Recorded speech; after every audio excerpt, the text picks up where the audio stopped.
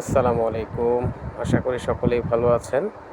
আমিও আপনাদের দোয়ার বরকতে আলহামদুলিল্লাহ ভালো আছি।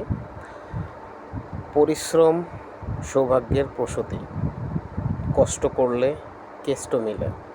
এই ধরনের বাক্য আমরা মোটামুটি সবাই জানি। কিন্তু আপনি পরিশ্রম করবেন, কষ্ট করবেন, সেই পরিশ্রম এবং কষ্টটার যদি আপনার ভুল জায়গায় হয়ে থাকে, সেক্ষেত্রে ওখান থেকে ভালো ফলাফল পাওয়াটা আশা করাটাই বোকামি।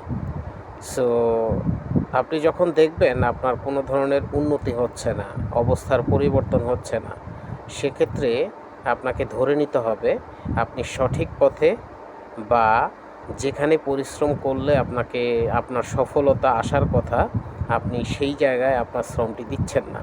আপনি দিচ্ছেন ভুল পথে।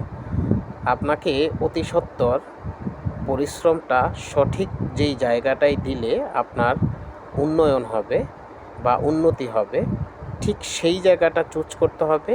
আর অবশ্যই আপনার ভাগ্যটাও সহায় হতে হবে। তাহলেই আপনার পরিশ্রম এবং ভাগ্যের সমন্বয়ে আপনার অবস্থার উন্নতি হবে। ধন্যবাদ।